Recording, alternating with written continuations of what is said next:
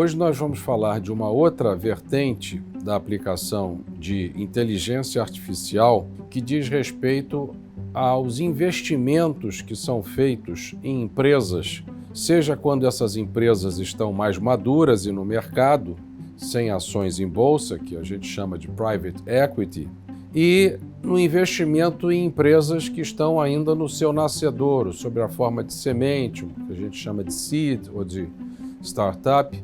Esses investimentos são diferenciados pelas análises que os economistas fazem sobre cada um deles, e o meu objetivo não é falar sobre essas análises, mas falar sobre os impactos da inteligência artificial no processo educacional daqueles que vão se deter na análise dos investimentos em empresas. Vamos imaginar inicialmente uma empresa já madura em que um determinado banco de investimento faz uma análise dessa empresa para um possível processo de compra da empresa, que a gente chama de buyout, em que a parte da empresa que é adquirida pelo banco de investimento inclui também a administração da empresa. O banco de investimentos contrata profissionais com capital humano, em geral em operações alavancadas no que diz respeito ao capital financeiro, ou seja, ele coloca pouco do seu capital e muito de capital de fundos ou empréstimos. Então ele contrata capital humano para que esse capital humano levante dados sobre se a empresa vale afinal 1 ou se a empresa vale 3. Vamos imaginar que sejam apenas esses dois os valores possíveis da empresa. Bem, quando esse investimento é feito e essas pessoas concluem que a empresa vale 1, o mercado está querendo pagar 2, porque o mercado vê como 1 com probabilidade meio, 3 com probabilidade meio. Então, se o banco de investimentos levanta recursos de informação e conclui que vale 1, ele não vai mais olhar para essa empresa, porque ele não vai pagar 2 para uma empresa que ele acha que vale 1. Então, passa para outra empresa. Vamos imaginar que nessa outra empresa, o banco de investimento conclui que a empresa vale 3. Nesse caso, como o mercado está precificando a 2, o dono da empresa não vai conseguir muito além disso. De forma que pagando um pequeno prêmiozinho, vamos supor de 2 para 2,1 ou 2 para 2,05, o banco de investimento nesse modelo de private equity chamado de buyout, em que ele compra efetivamente a empresa, ele conclui que vale 3. Ora, se ele tem certeza que vale 3 e o mercado está precificando em torno de 2, ele pode comprar essa empresa e vai ganhar 3 menos 2 é igual a R$1, nesse meu exemplo. Depois da inteligência artificial, com os processos de levantamento de informações muito mais baratos, muito mais rápidos, muito mais acessíveis, e aí que é o ponto que eu quero fazer, essas distribuições 1 e 3 estão colapsando. Se a empresa de fato vale 3, muitas pessoas com o apoio da inteligência artificial vão fazer as contas. Não é mais apenas o banqueiro conseguia colocar várias pessoas para analisar aquele ponto no tempo, pagando salários, pagando espaço de equipamentos, etc. Agora, com a inteligência artificial, fica mais fácil romper essa desinformação do mercado, de forma que, ao invés de 1 com probabilidade meio e 3 com probabilidade meio, se a firma vale realmente 3, essa distribuição vai colapsando porque as pessoas vão concluindo que ela não pode valer 1, nem 1,5, nem 2, nem 2,5. Pode até ser que esse banqueiro que viu que ela vale 3 tenha uma aposta sobre a média do mercado que está usando inteligência artificial, que aposta agora não em 1, nem em 2, mas em 2,8. 2,8 com probabilidade meio, 3 com probabilidade meio. Nesse caso, o banqueiro pode ainda comprar essa empresa por 2,9, que é o que o mercado está pagando, e o vendedor da empresa não vai conseguir mais do que 2,9. Não pode colocar um prêmiozinho em cima disso, mas vamos imaginar que seja 2,9.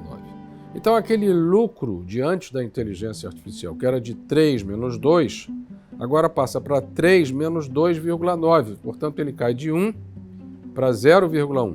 Ou seja, as distribuições de preço com a provisão de informação feita pela inteligência artificial, estão colapsando e diminuindo a possibilidade de ganho de capital nos buyouts. O que fazer, então, para majorar o lucro do banqueiro de investimentos numa situação com o colapso dessa distribuição e a redução da assimetria de informação? Os lucros apenas de ganho de capital do buyout se reduzem porque tem mais gente entrando e, com isso, o ganho de arbitragem não é tão elevado. Em primeiro lugar, haverá daqui para frente uma maior concentração do private equity, da compra de empresas maduras, haverá uma concentração maior na formação de valor, na melhoria da estrutura de capital, na melhoria do processo administrativo e de condução dessa firma que foi comprada.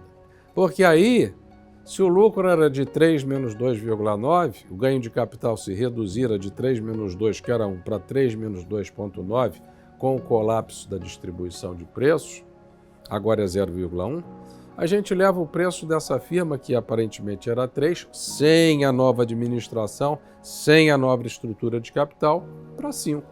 E agora o lucro é de 5 menos 2,9, portanto 2,1. Então, o que esse pequeno exemplo muito rudimentar mostra é que daqui para frente os processos de aquisição de empresas tenderão a se concentrar mais no que diz respeito à geração de lucro para aqueles que estão na indústria de private equity, na provisão de valor através de uma administração de pessoas e de capital mais adequada. Mas há um segundo ponto.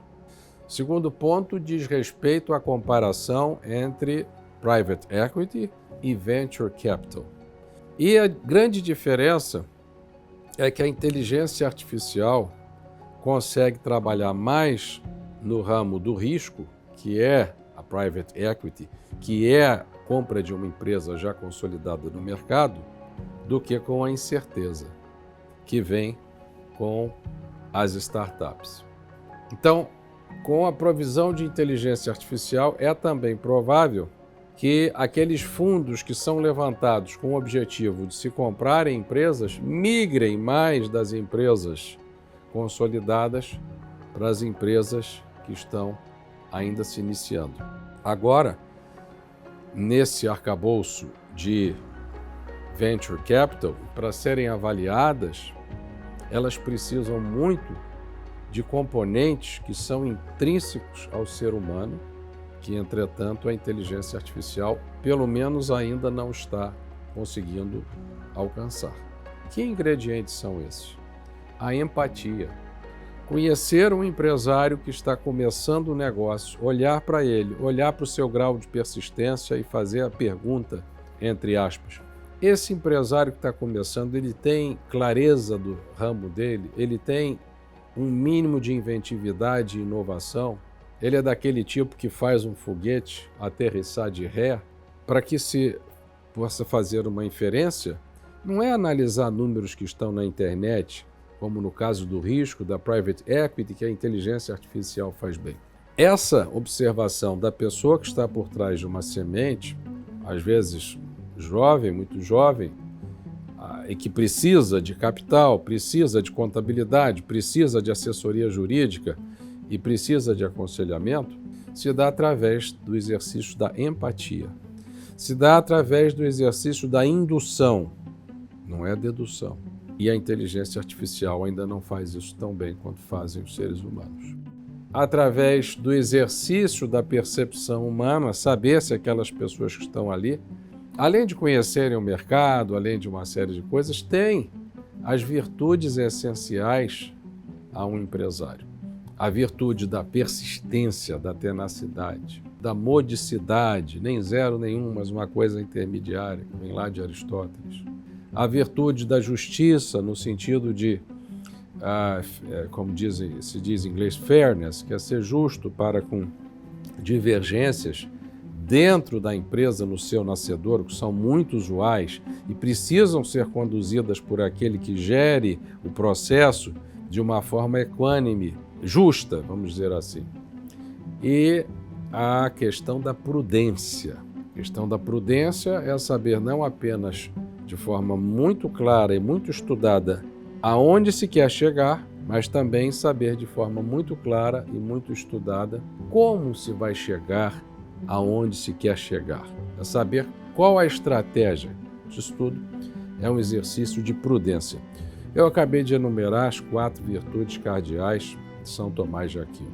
E isso é o que caracteriza, em geral, os empresários bem-sucedidos, que iniciam o processo de montagem de uma semente, eles têm uma visão e vão em frente, tendo a estrutura de capital, estrutura de apoio jurídico e contábil.